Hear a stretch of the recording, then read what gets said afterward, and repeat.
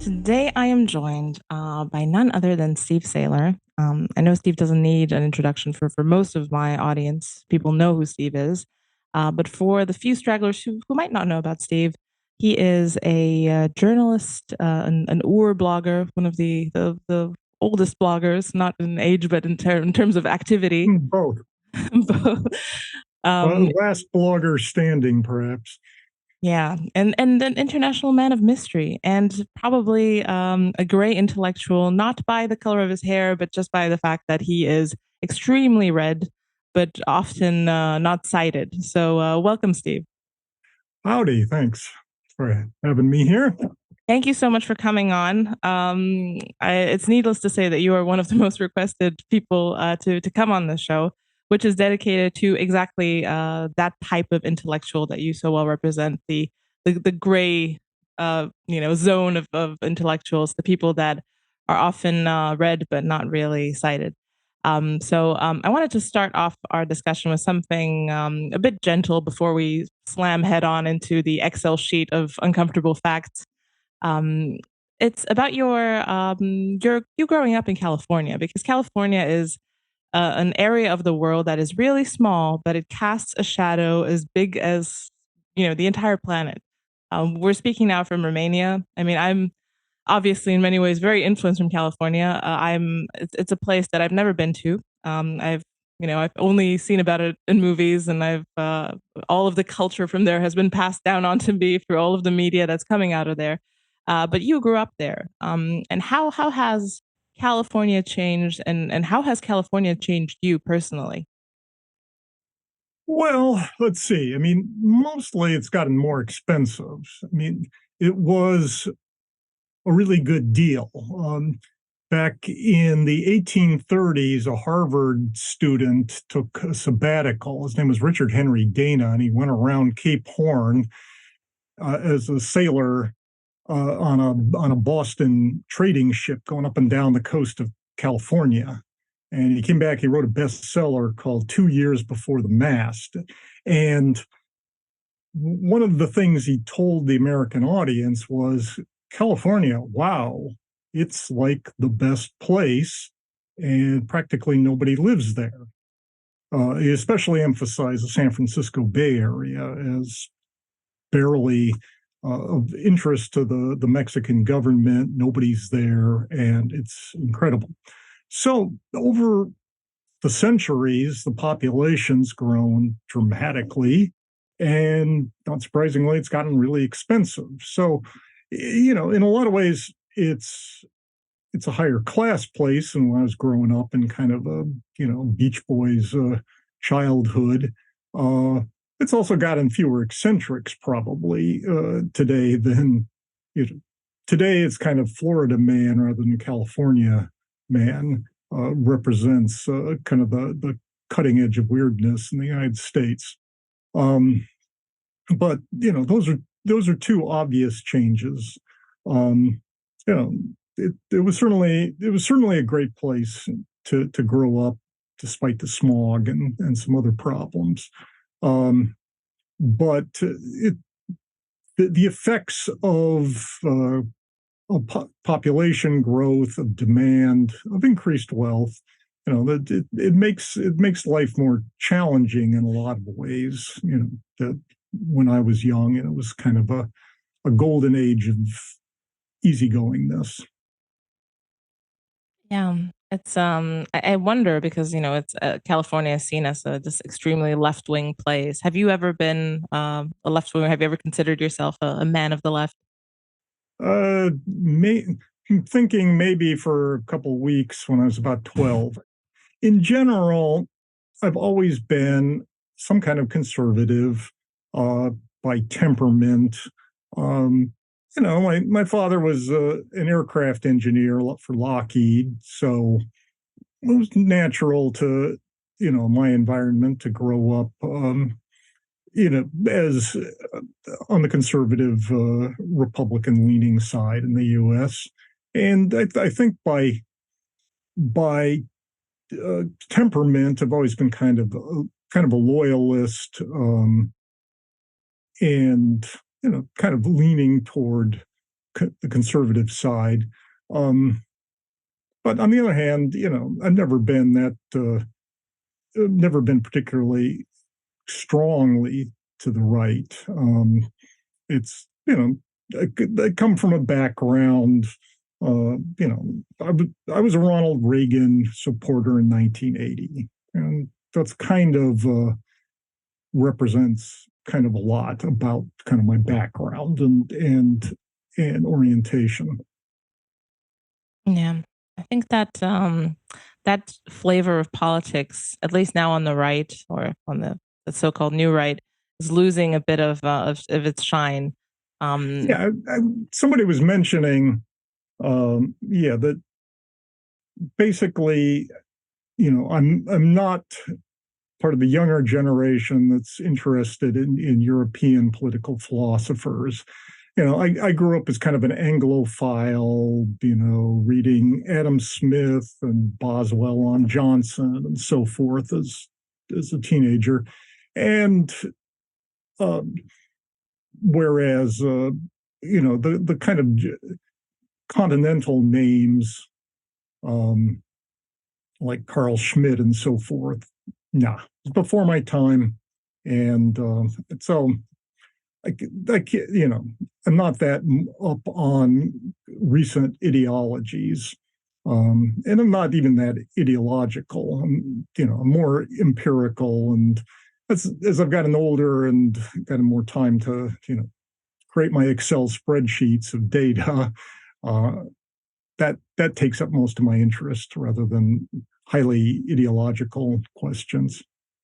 I think it is really interesting that even though you are focused on the empirical and you essentially are very connected to reality through whatever data sources you might find because they're getting rarer and rarer, but you come to a lot of the conclusions that people who are a bit more into this esoteric ideology and things like that come, but you do that through, I don't know, analyzing the real world.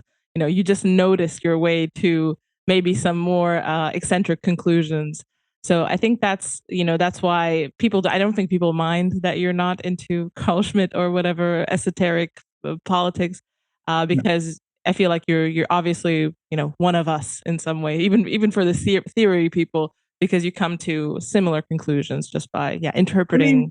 yeah, my approach has is sort of to think that there's a general continuum rather than a sharp dichotomy at different intellectual levels. That if you're doing something that makes sense, um, if at the social science level, it's also going to make sense in terms of your real estate decision making. That if you if you say, oh, okay, yeah, that's a good neighborhood, good schools, things like that, yeah, it's going to show up exactly in the social science data. And if you're going to take it to higher intellectual levels than that, they all ought to fit together and not contradict each other.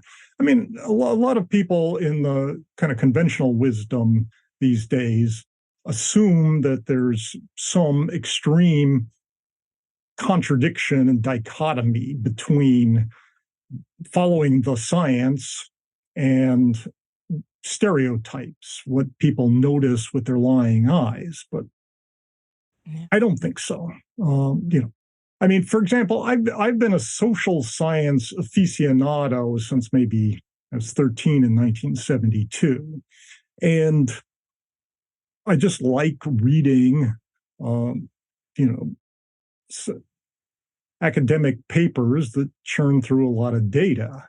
Um, Most people assume that they have to come to highly leftist conclusions, but it sure doesn't look like that to me when I read them carefully and critically.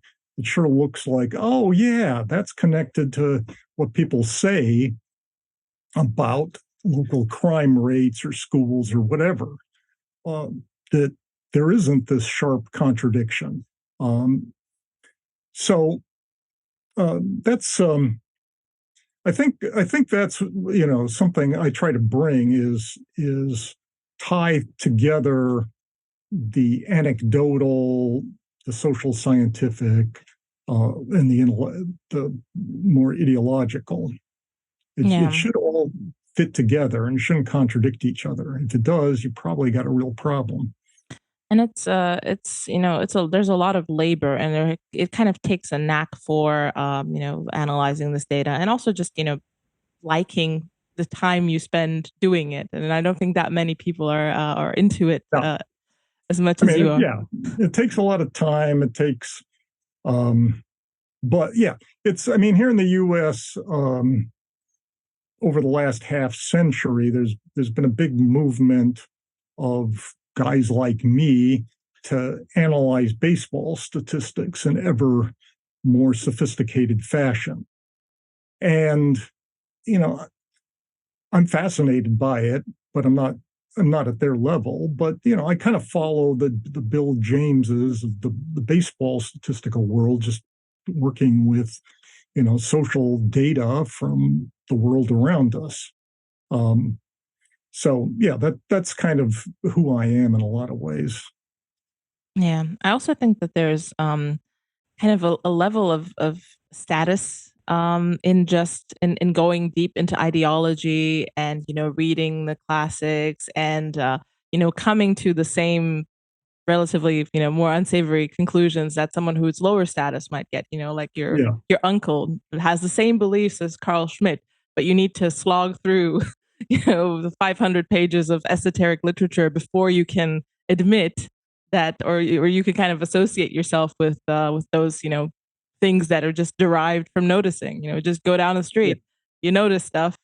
Yeah, so I'm basically not caught up with, or the higher level European ideological thinking. But yeah, it's sort of like, oh yeah, your uncle and Charles Murray kind of came to the same conclusions from vastly different starting points, and yeah, that should be, that suggests that the two of them are onto something, that there isn't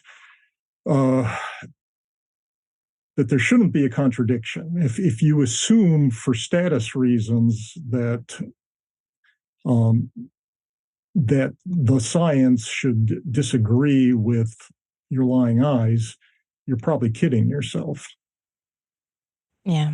Yeah, I think that was a very useful tool for me to bring to my life in the Western world. I lived in Western Europe for a long time, studied there.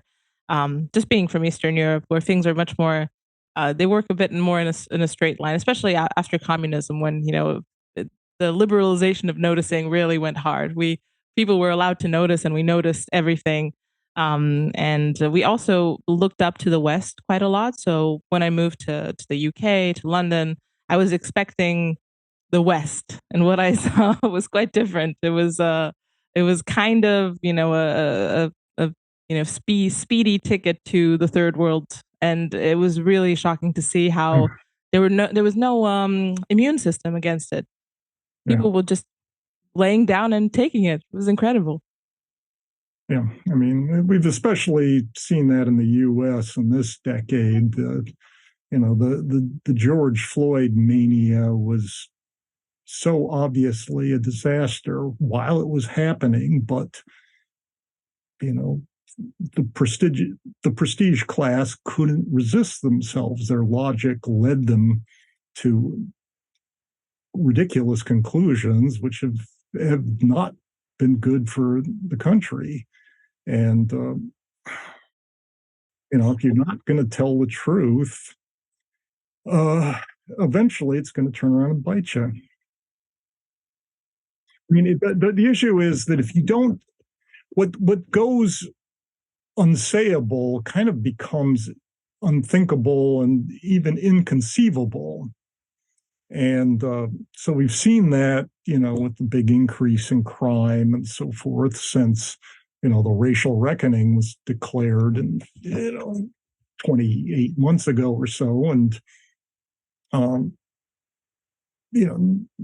the establishment just couldn't see it coming, even though it had happened before.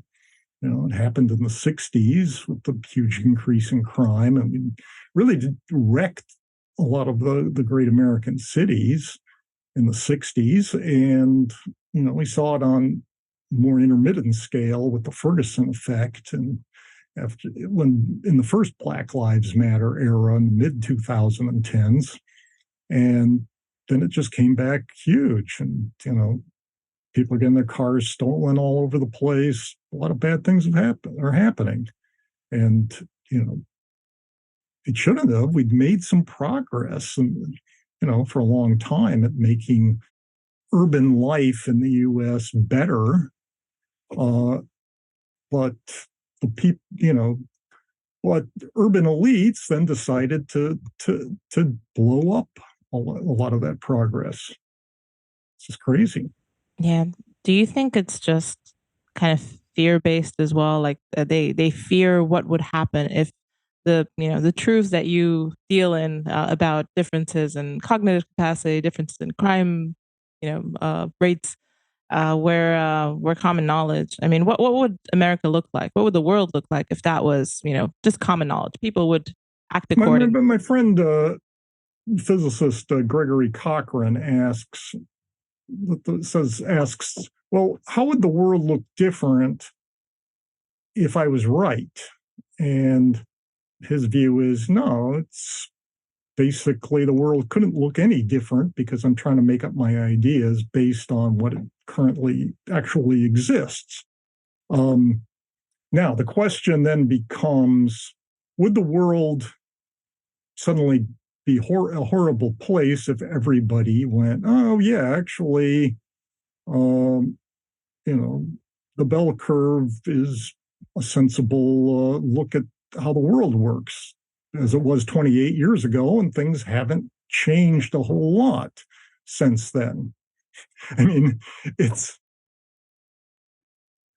I joke that, all right, about 15 years ago, there was a kids' movie series called National Treasure with Nicolas Cage running around, kind of doing Dan Brown type stuff involving the American founding fathers. And the second one, The Book of Secrets, he discovers that when you get elected president, you get the key to open up the president's book of secrets that has, the secret of the Kennedy assassination and Area 51, and all the conspiracy theories are revealed in the president's book of secrets.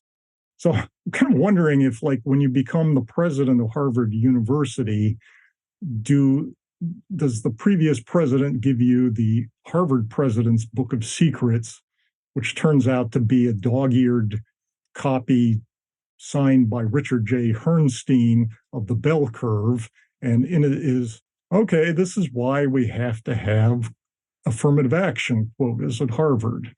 We're not going to get to a lot of Black or, to a lesser extent, Hispanic representation that we think we really need to be at any other way.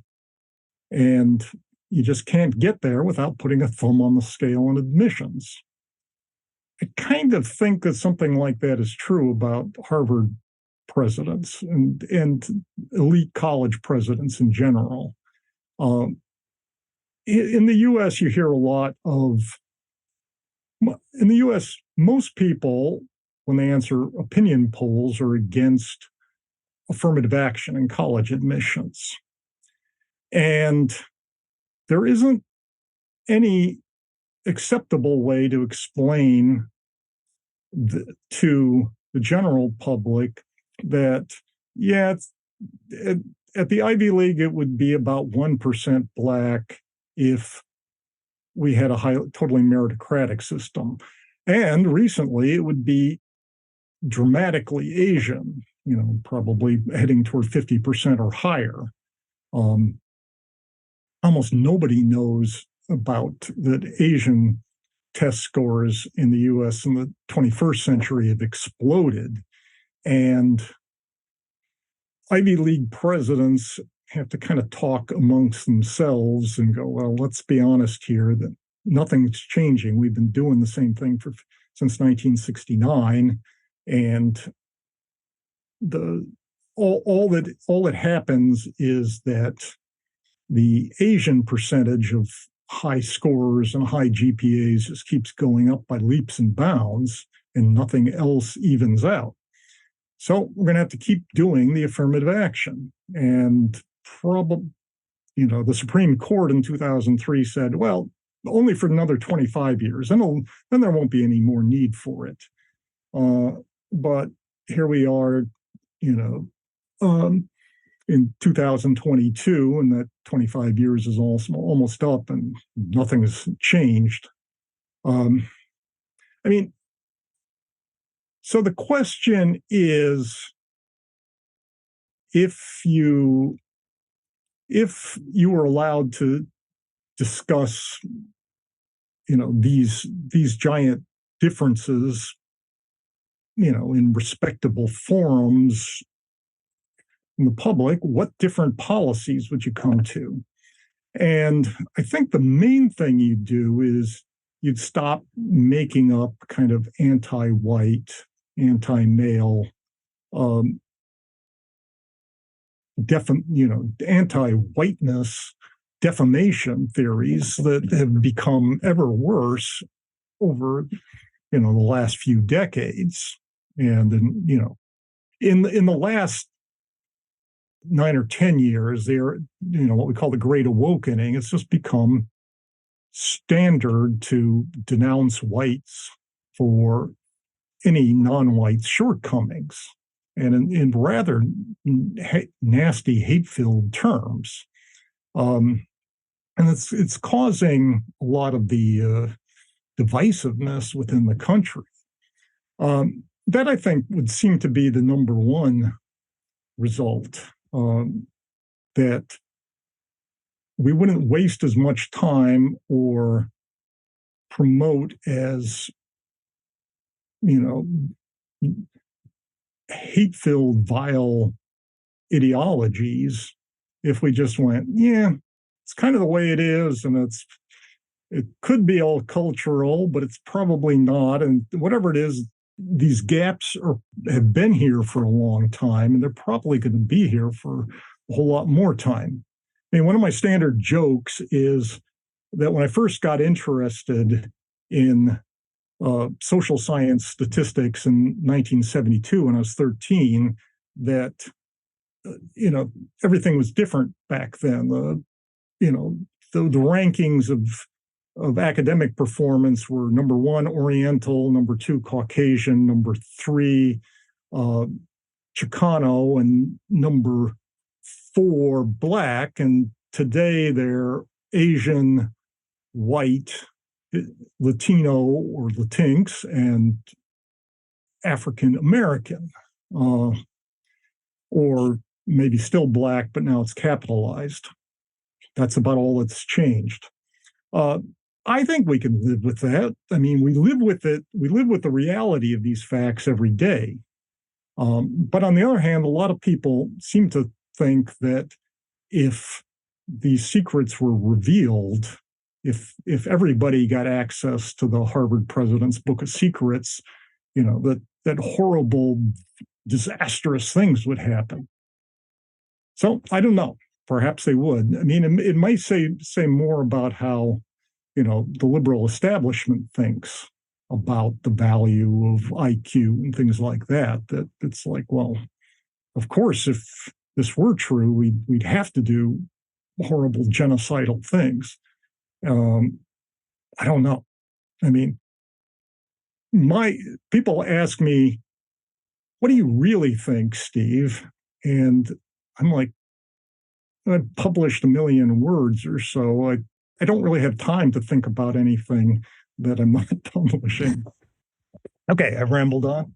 No, it's all illuminating. But I also wanted to ask you about the consequence here is that we have so-called liberal democracy as the framework for the regime. One of the core ideas at the base of this, kind of one of the promises of liberal democracy, is that through meritocracy, you can make it up to the top. And meritocracy essentially, if you ask me, is pretty much IQ. and the top is pretty much some sort of IQ related status, or some proof that you're intelligent and you can make it up to the elites, or some money that usually you get by being smart about how you invest, what you do with your life. So the kind of the places, the higher echelons that are promised by just the core idea of the regime are all tied to IQ.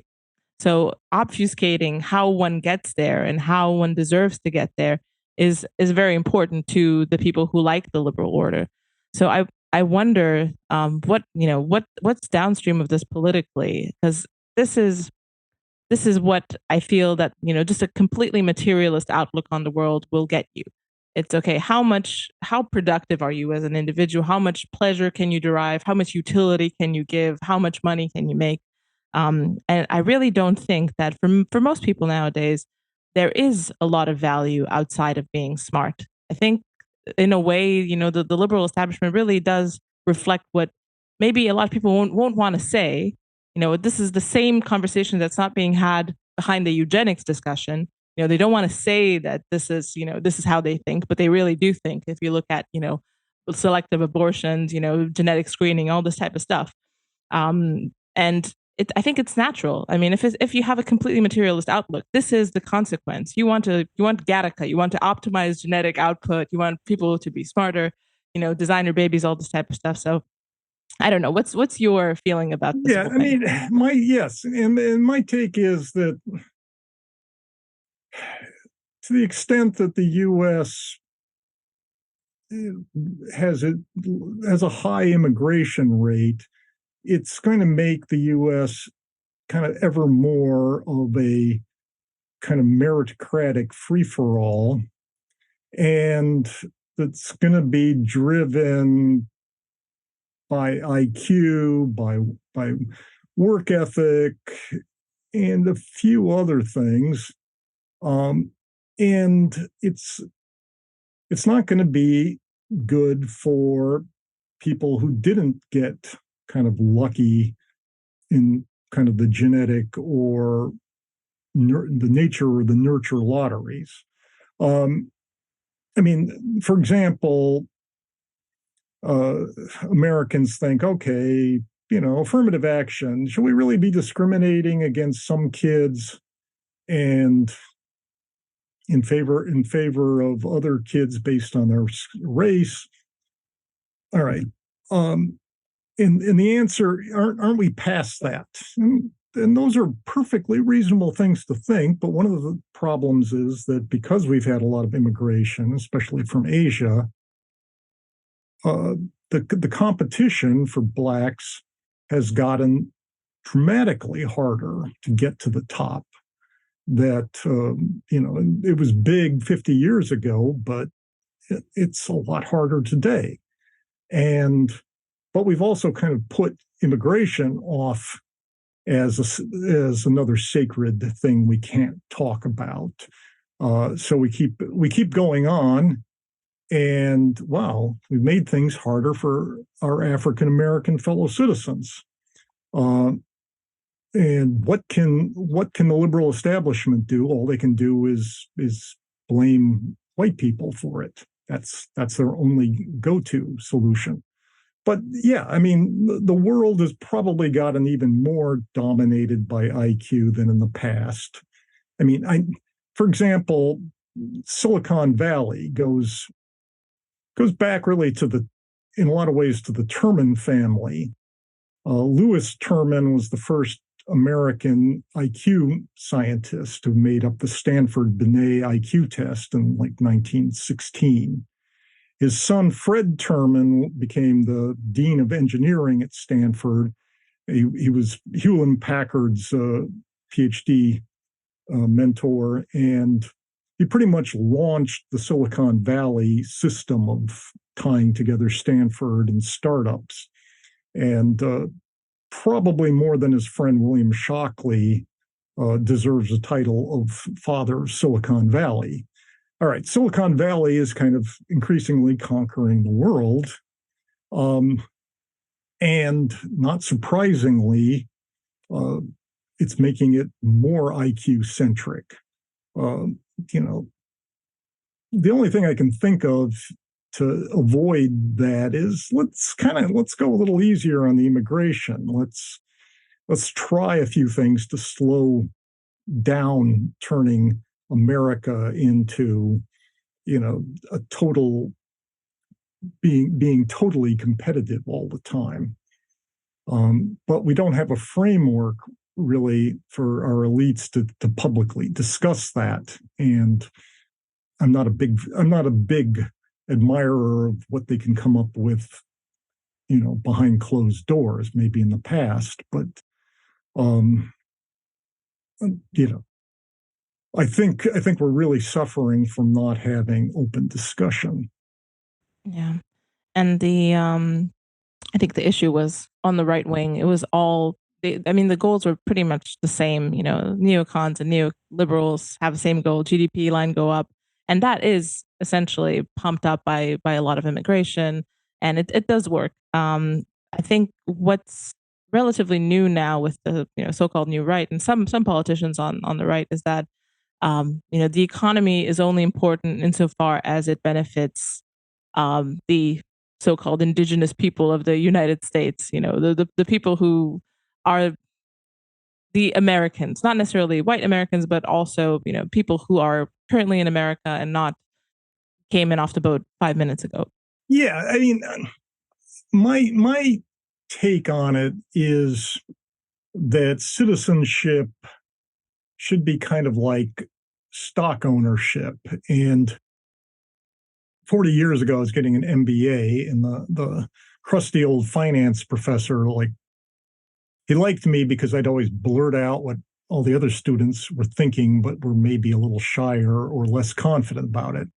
So the question was, if you're a corporate officer of a publicly traded company, do you have the right to make up more, to issue new stock and sell it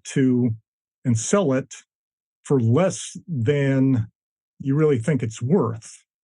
And so I stuck up my hand and said, yeah, sure, professor, because all right, so the old stockholders, maybe they're getting ripped off, but your new stockholders are getting a deal, so it all balances out and comes out in the wash. And then he just thundered and went, wrong. Your fiduciary duty is to the old stockholders, the current stockholders, not to the new stockholders. So that's always struck me like, oh, yeah, actually being an American citizen should have come with some privileges, and we shouldn't give away the right to live in America too cheap. But everybody's doing that because they're not supposed to have this kind of discussion about it. And when I say it, people go, oh, yeah, that's kind of right. The libertarian economist Brian Kaplan just went berserk with rage over it and started saying that by that logic, we should invade Canada and enslave all the Canadians. I'm like, no, that actually is not a good idea. Let's not do that. But let's here in America be kind of cautious about giving away the rather nice privilege of being an American. Yeah. I know that Brian Kaplan has, I think, a famous pro-immigration stance. But what's your general position towards libertarianism now that you know so much about how the dark underbelly of the world works? Yeah, I was always kind of a libertarian fellow traveler, but I could usually come up with arguments that would be like, well, yeah, actually the government should help out in this situation or that situation. Um, I mean, in defense of the libertarians, they're quite a bit better than just about everybody else on freedom of speech, on realistic debates. They're not out to shut people down and bring up empirical facts that are politically incorrect. Um, uh, there's a lot to be said for it. It's also, kind of a liberty-oriented culture, political tradition is very American. I'm not saying it's for everybody, but it's for Americans, and it's part of what's good about being an American. Um, it's one of our traditions going, back to 1776. Um, so I'm not anywhere near being a libertarian fellow traveler anymore, but I do have quite a bit of respect for libertarians. Um, so I'm not going to say real bad stuff about them.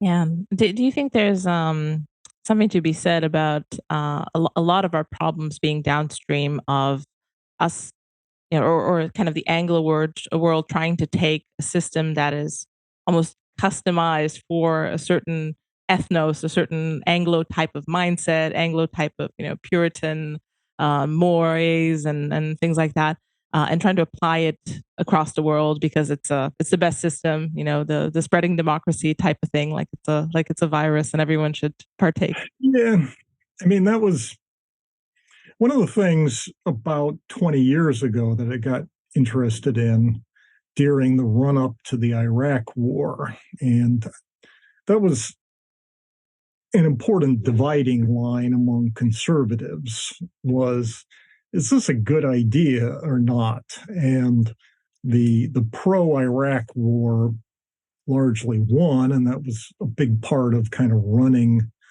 the more independent minded people in the American right out of the mainstream. But yeah, looking at Iraq and saying, okay, are they really ready for democracy? Are they going to be, you know, Germany after 1945 or Japan? And one of the things I saw was, wow, in Iraq, it's very prestigious and pretty common to marry your cousin. And in fact, it went up over the 20th century as more people had surviving cousins. You have this huge fraction of the population that's married either to their first cousin or their second cousin, which has, in the anthropological literature, all sorts of interesting effects, mostly in terms of making a society much more clannish, because like you and your brother have a goat herd. How do you split it up between you? Oh, you have your son marry your brother's daughter, and then your grandson of both of you inherits the herd. Okay, that actually makes these extended families get along better. But it also means that each extended family isn't as related to the rest of the society. Whereas, the Anglo world was especially oriented toward um, individualism, like away from cousin marriage, away from clannishness for probably, I don't know, the last 1,000 years, possibly. And so a lot of things in the Anglo world work that in other cultures wouldn't work very easily, but our language has become so dominant around the world that we don't really know that much about the rest of the world anymore. That it's real easy for even somebody who considers themselves an intellectual to just kind of be out of touch from how other people who don't speak English think. And when we do hear from people in other countries, and we just listen to the ones who speak English and talk and listen, watch our media all the time and think like we do. So, we've had it's a big problem, because the America and Britain before then was so dominant that we give advice to the rest of the world all the time with basically no clue. Yeah, this is a huge split. Even in countries like Romania or the rest of Eastern Europe, Europe in general, between kind of people who are downstream from America, speak English, especially younger people, and everyone else who maybe speaks a little bit of English, likes a little bit of American media, but aren't absorbed into the empire. and it's leading to huge political differences. Like the differences between generation are almost like aliens coming to commune with the humans, and it's very very strange, and it's in progress right now. I don't think the consequences are are clear yet. What this is going to mean in 10, 20, 30 years when Right. these kids are Right. I grown up. mean, yeah, people growing up listening to kind of clueless Americans about and just absorbing the the, the American perspective. Uh, you know, I mean, I'm really glad that the Japanese aren't very good at learning English. I mean, about 50 years ago, the physicist Freeman Dyson uh, suggested that having a, a global language was a really bad thing. It was kind of like planting exactly one genotype of the highest producing soybean, and then something comes along and wipes out all the soybeans in the world.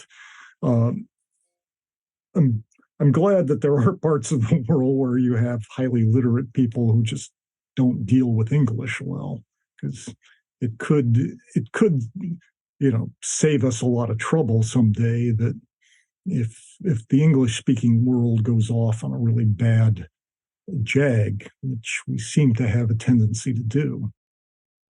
Yeah, it's interesting because as people have noted in America as well, Hungary, even in Eastern Europe, is a bit of an exception, and I feel that there's almost a language based force field around Hungary because they have a very strange language. It's quite exotic. They're also highly ethnocentric compared even to the places around them, and they don't dub American media. They have maybe subtitles and or no, they dub American media. They don't have subtitles. We had subtitles, and that's why I speak the way I speak. And they don't. Even young people. If you go to Hungary, some in Budapest will speak English, of course, but especially in smaller cities or in the countryside, no way. Yes. They're very I mean, resistant to it. when I've been reading, New York Times coverage of Hungary for the last 10 years, it basically seems like everybody who's quoted is somebody who speaks English and some Hungarian who speaks superb English.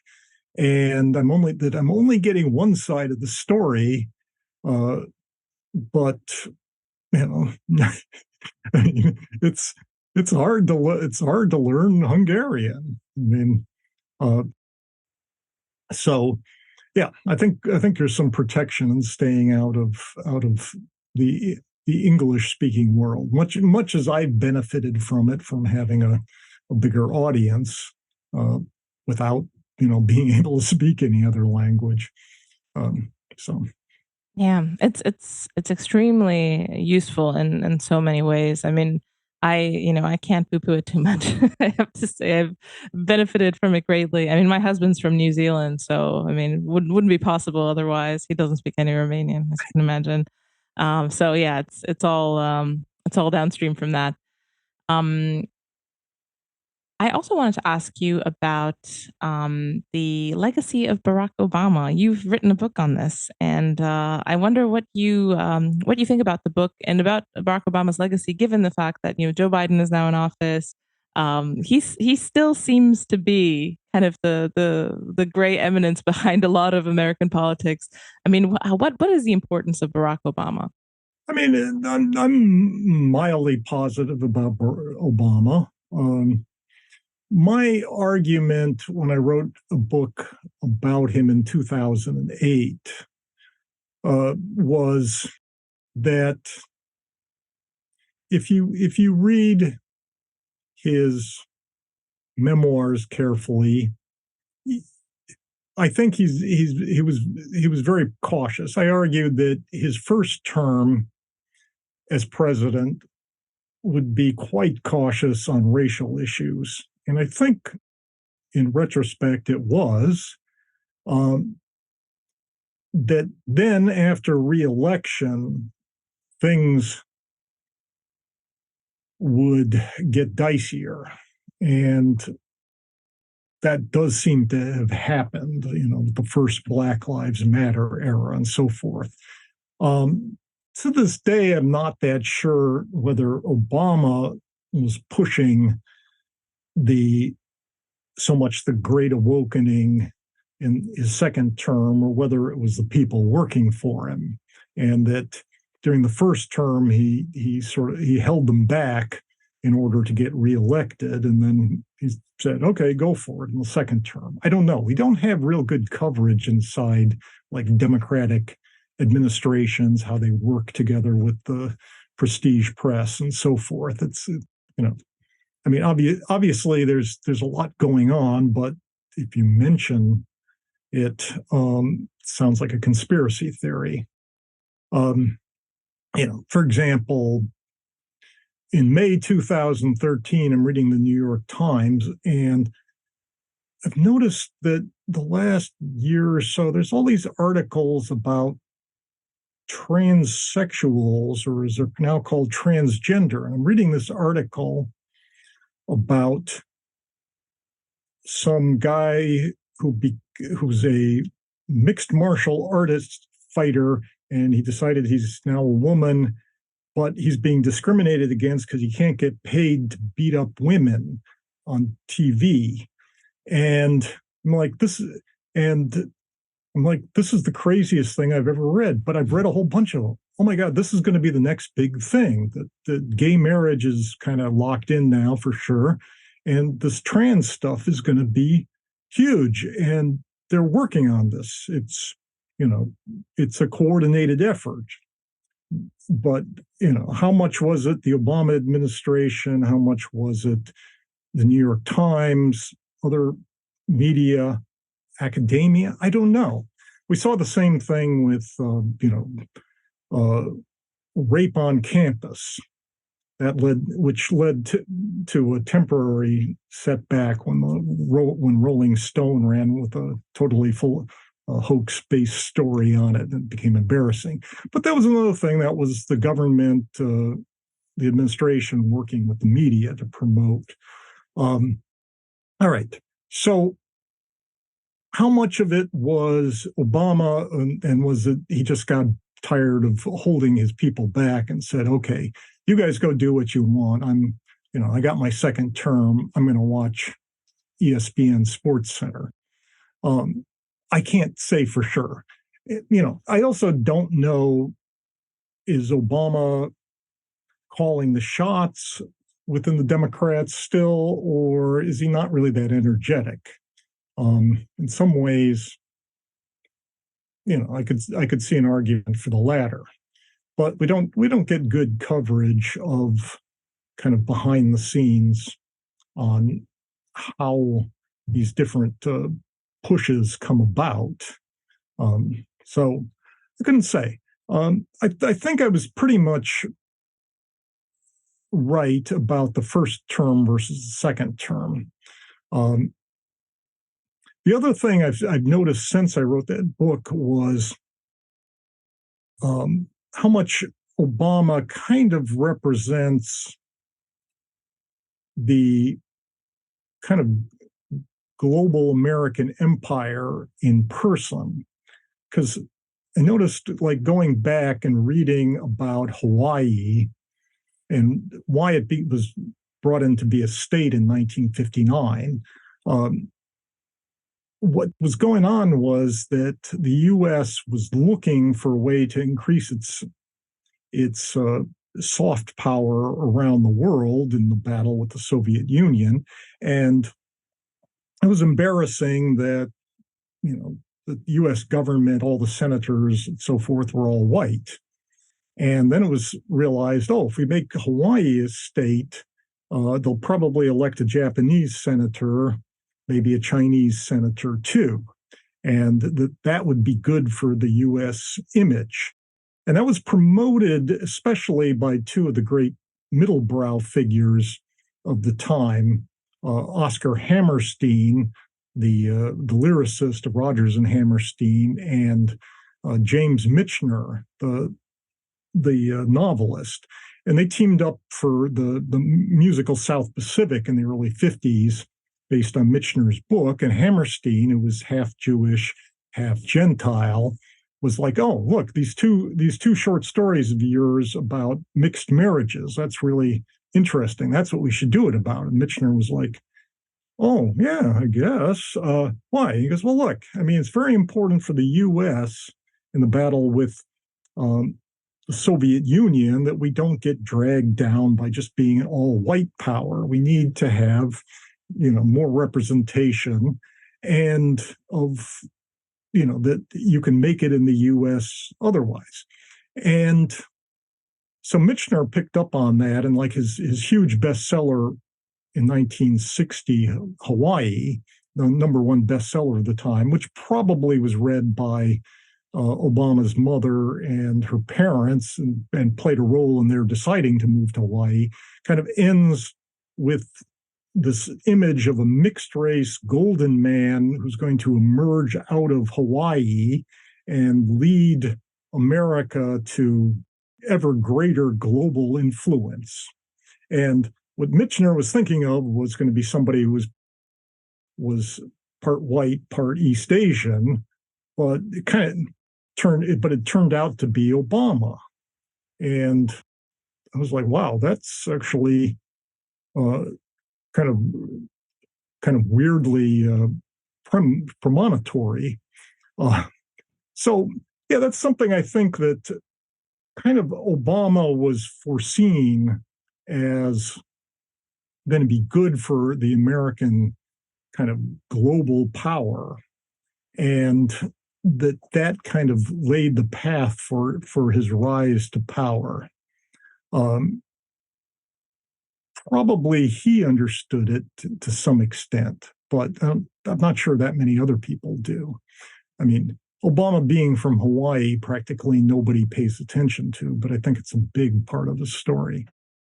Yeah, he was definitely the man of the hour, and also obviously a product of his time and of the kind of 60s generation, almost like you said, an embodiment of the 60s generation in so many ways.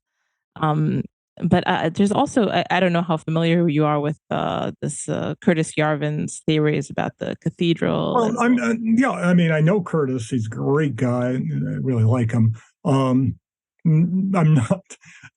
I can't say I'm an expert on. But it's just the general idea that there's kind of this decentralized thing that is downstream from some fairly basic ideas, but the incentive system behind it is what powers it. So there's status to be gained, there's power to be gained in affirming certain ideas that are at the core of the liberal mindset. For example, you've got this access to the meritocracy. You've got the fact that traditional structures are oppressive. We need to dismantle them, and that there's always power to be mined by affirming these ideas, affirming them even more stridently, and there's no one going to be standing in your way because these are very much downstream from the regime and what this core decentralized being, the cathedral, believes. So people who have a sense for power are always mining it in that direction, and they know there's no one's really going to come and contradict you. Maybe Steve Saylor, but no one in the mainstream. I mean, the U.S. had, a crucial element in the American tradition goes back to the left in 17th century England, the English Civil War, and so forth. And another element goes back to the moderate right, kind of the Virginia tradition. But it couldn't be full-blown aristocracy. So America's always been kind of a progressive country, and there's a lot of good things about it. But yeah, I mean, Obama, his American family side, his great uncle's name was named Ralph Waldo Emerson, and so Obama is kind of closely tied to the kind of northern United States tradition that grew out of the Puritans of New England and so forth. And I've read interviews with his like parents' relatives, and they're very intelligent, well-spoken people, and are fine representatives of the Northern American progressive tradition. So yeah, he's definitely an interesting mixture of both. And what do you think about the theory that the fact that he is mixed race is also something that powered his interest in politics? It seems to be a template for a lot of people who are very politically active in organizing, so-called organizing.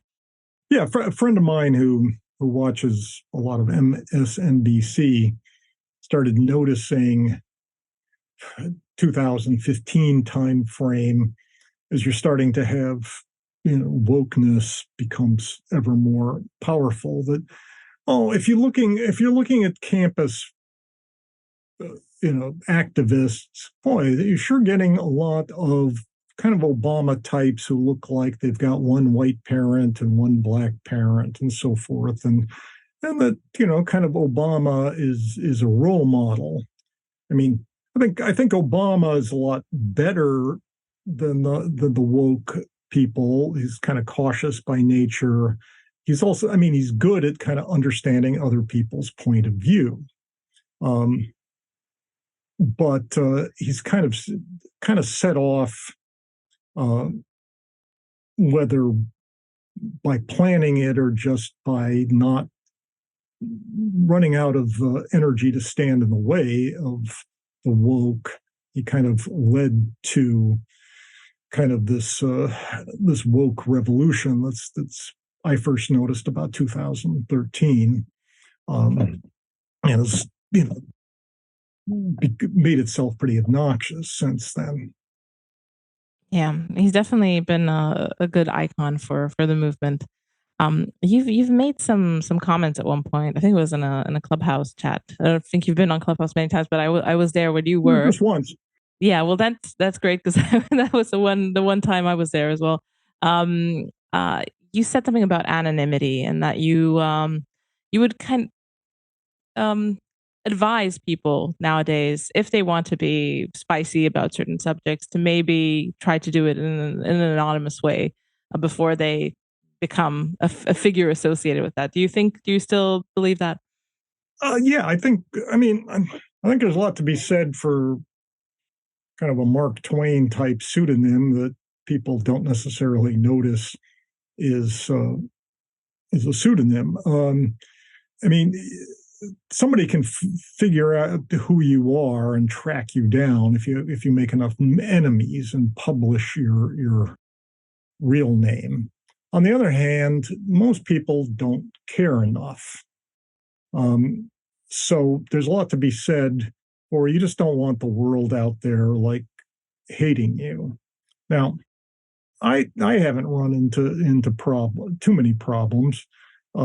It's partly I live in Southern California. I'm a native of Los Angeles, and if you tell somebody, on the few occasions when I tell people I'm a writer, they go, "Oh, what do you write? Movies or TV?" I go, "Well, like stuff that doesn't pay as well." And they go, "Oh, that's interesting." And you can see they've lost interest.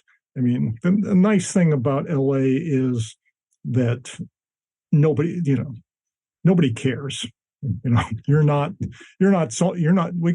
have real celebrities here, and absolutely nobody cares about micro internet names.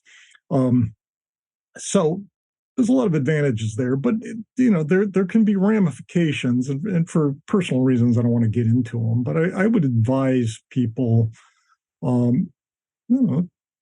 create a Mark Twain type brand name for yourself, and and use that, and keep your personal name to yourself. People did that for hundreds of years, and then it faded out of standard operation. Not that, maybe in the 19th century for writers, it was common in the 18th century. So, don't figure that it's like, well, I'm brave and this won't cause any problems for people around me. But so that's my advice. I didn't follow it myself. I was like, oh, maybe I should make up a name. And I go like, oh, well, how do I get if a newspaper sends me a check for an opinion column, how do I cash it? Well, there's got to be a way, but it's too much work. I'll just put my real name in. So here I am. Yeah. Yeah. So if you went back, I don't know, 30, 40 years, would you have still used No, still gone? No? I'd have made up a name and made it my brand and gone with that. I would have called up the bank and asked them about it and found somebody to tell me. It wasn't really that hard. Yeah. Yeah. Now there are many ways. I think there's much more of an easy route to get paid if you're anonymous, Yeah. crypto and all this type of stuff. But yeah, I mean, I've had that thought myself. I had a pseudonym for about a week, and then I had similar thoughts to you, and I just moved on to my real name just out of comfort. But yeah, I think for me it was a little bit easier just because I'm not in the heart of the American empire like you are, and I'm just kind of reporting on it from far away. I don't think I'm that interesting to the powers, and yeah, so it's a bit Yeah. easier. Haven't had any negative effects up to this point. But you've coined a kind of an important term, I think, the human biodiversity, which is that Yeah, I true? mean, in 19, yeah, um, I didn't coin it. In 1999, I said, oh, well, I'm interested as a sports fan in differences in how people, uh, what sports they're good at that has some correlation to who their ancestors were, which is, of course, related to race. And that's an interesting subject. And at the time, Edward O. Wilson, the evolutionary theorist naturalist, was pushing the word biodiversity, like save the rainforests so we don't lose all these species. So I said, oh, well, what I'm really interested in is kind of this human biodiversity. I mean, it's kind of the nature side of nature and nurture. I'm also really interested in the nurture side, but it seems like there's kind of a niche here. So then I immediately typed the term human biodiversity into a search engine and found that there'd been one book published with that title by anthropologist Jonathan Marks. So, so I didn't coin the term, but it is sort of associated with me. Yeah, it's an interesting and important term just because it kind of gives I don't know, not necessarily respectability, but it's self-explanatory, and even just looking at it, that there's a whole field of science opening up underneath it that's undeniably interesting and true. Yeah. And yeah, I don't know, there's something I mean, I've been a sports fan all my life, and like 1968, and I went to a USC football game. It was like the big game of the year. And the USC running back, there were two All-Americans playing, a white guy from Oregon State named Bill Enyart, who was real strong, not real fast, and a black guy for USC named O.J. Simpson, who was real strong, but really, really fast. And, they played a great game and everything, but it kind of opened my eyes to a pattern. Oh, yeah, the black football players tend to be a bit faster than the white football players. And I've thought about it for a long time, but I can't really see like a nurture reason or the reason why racism makes OJ run faster than the white guy. So it seemed pretty obvious. And there are these patterns, and you can watch the Olympics and they show up all the time. And if there's patterns in sports, which is super competitive, there's probably biology related patterns in other areas. Now, that doesn't prove there are, or it doesn't prove the ones you come up with are right, but it sure makes it seem like basically plausible and interesting to think about. So, thinking about nature and nurture is kind of the big time of intellectual life in a lot of ways. It's been that way for a long time. Yes, and I think one of the more interesting debates you were engaged in is the kind of abortion's effect on crime debate with the Freakonomics professors. Yeah, Um, that was goes back to 1999, and it's very interesting. I'm not sure who ultimately is right. But University of Chicago economist Stephen Levitt, who published a bestseller in 2005 called Freakonomics, went around arguing that legalizing abortion in the U.S. from 1970 to 1973 is why the crime rate was lower in 1997 than in 1985. And he got a lot of good publicity for this, and everybody went, "Wow, that makes sense." It's you know, you know, we don't have as many of the unwanted. So I pointed out that, well, yeah, the crime rate was lower, in 1997 than 1985, but was higher in 1991 than 1985, and in fact, it was highest. The homicide rate for teens went through the roof. Teens who were born in the few years after Roe v. Wade in 1973 was extremely high, and especially for Black teens. Now, the reason was, of course, that was the crack era from like The Wire and so forth, and just a crazy amount of shootings, especially by Black youth. Um, so I pointed out a bunch of reasons why, the evidence that Levitt brought forward doesn't prove his theory. And then eventually it turned out in 2005, some less known economists went back and tried to replicate his results and went, "Oh, wait a minute, he made an error in his computer code right here." And that's why the numbers don't come out. All right. On the other hand, I can't prove that there isn't a Freakonomics effect. It's just pretty modest. The crack wars were gigantic in their effects on crime, especially the best measured crime of murder. Maybe there's some effect today. I don't know. I haven't gone back to look. We had this big natural experiment, or not exactly natural experiment, of legalizing abortion, and it's pretty hard to tell. But it could well be that that era 50 years ago, that legalizing abortion kind of had mostly cut down on the number of working class kids being born and didn't have any effect on underclass children being born. That's one possibility. I don't know, but it was an interesting debate. We debated in Slate.com in 1999. Although since then they've taken our names off it, you can still see our debate online, but it's just attributed to by authors. that's interesting. That kind of thing seems to happen.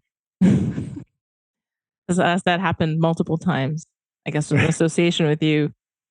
Yeah. I mean, the notion that that I'm some horrible crime thinker is kind of a strange one, in that I'm highly reasonable minded about things. I'm pretty good at reductionist thinking, and what I don't have is I don't have the patience to write out a whole lot of soft soap ahead of getting to the point, because I've got enough of other points to get to. There's people who are more presentable than me, who are real good at that, at giving all the whatevers and notwithstandings, that people who would get mad at them kind of get bored before they finally get to the point. Yeah, I like getting to the point, but it's probably not been good for my career. But you sort of have to be who you are, and that's what I've got the energy to do. Yeah, and a lot of people appreciate it, even the ones who who are not saying it publicly. I know there's a lot of people have asked me to ask you about your kind of strange buddy comedy relationship with Matt Iglesias. He's Yeah, I mean, I've never met him, but I've read him for a long, long time, and I admire uh, his insightfulness. I mean, he's a real good combination of creative thinking pundit, while with also being very reasonable oriented one. That he generally doesn't get carried away with his ideas, other than the one about a billion Americans, which is not a good idea. But you know, um, but yeah, he's had influence on me. I probably had some influence on him. I mean, he's an urban family man who does not like crime, and wants his family to be safe living in a big American city. That seems totally reasonable, and uh, so he tries to come up with reasonable ideas to promote basic urban walkability, which I think is great. It just it requires a lot of law and order, and Iglesias is in favor of law and order too, but he doesn't want to come out and get himself canceled either. yeah, so So it does seem to me that's like he there knows. isn't that much relationship, but it's Yeah, I appreciate his turn of mind, and uh, I think he's probably benefited from me wisecracking in his comments for a long time. we've all benefited from you wisecracking in his comments at all times. It's a strange thing because I know that he knows, and I also feel like he, sometimes the way he asks his questions is almost an invitation for you to refute him. And that may be simply a way of him trying to deny, with plausible deniability, Yeah, um, bring in some yeah. facts that I he mean, can't the say. Overton window of what you're allowed to say has probably gotten narrower over the years, and uh, you know, my concern is I always hoped that I would enlarge the Overton window, um, that I would put ideas out there, findings, statistical patterns, and so forth, and lead to academics and so forth picking up on them and like going, oh, we should do this in a more sophisticated fashion and look into this interesting relationship. Uh, I sort of fear my influence has been kind of closing the Overton window. It's partly because there's a handful of people out there online who, if an academic published a paper from an idea they got from me and didn't mention me, um, you know, people at econ market job rumors would jump all over them for not mentioning that me. And if they did mention me, the SPLC would try to have them canceled or something like that. It's an unfortunate situation that the world has moved in that direction. Yes, I what I do see is kind of a fracturing of the Overton window, because there's a general mainstream Overton window, and then there are subcultures which are gaining some form of traction within some subcultures in the elites as well. So what this is going to look like, what this is going to evolve. I mean, and I know relatively important people are listening to the general space. I'm not saying they're listening to this podcast, but they're listening to what's going on in the new right and the people adjacent to it. And they're taking steps in this direction. There's also politicians that kind of reflect this type of thinking now. There are movements, and the Overton window is pretty gaping where where I'm standing, and a lot of things are being discussed which no one thought would be discussed even, I don't know, 5 years ago. So I don't know what this Yeah. means, but yeah. Yeah, it's there's a lot to be said. Um, I mean, there's a lot to be said for enlarging the Overton window of what's respectable. I mean, that being able to have a conference and meet people who think kind of like you but have slightly different perspectives, so you can exchange views in person. You know, Peter Thiel, or is it Thiel? No, I don't know. I Peter shouldn't say Thiel. that. It was, I mean, there was just a conference at Stanford. Proponents of academic freedom got together, and big names like Steven Pinker and, obscure academics who got canceled for some ridiculous reason and exchanged their ideas.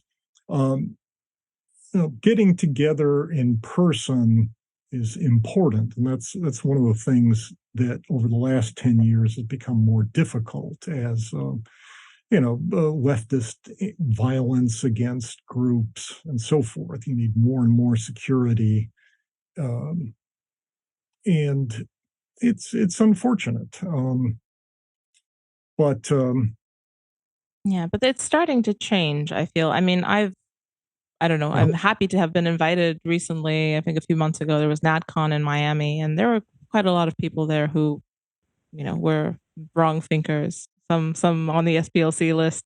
Some people who had been excluded from the right wing, from like people like Paul Gottfried, who was kicked out by the fusionists, who brought back into the fray now. So there's yeah, a lot of things happening. So I don't know. Hopeful. yeah, I hope so. And some of it is you really need an infrastructure. You need people to meet, and I hope so. I mean, I just haven't seen a good trend uh, in sort of the 25 years or so that I've been doing this kind of thing. But hope always dawns. So Yes, I hope so. And I hope there will be many conferences that you will be invited to, because it's high time, and I feel like the tides are changing.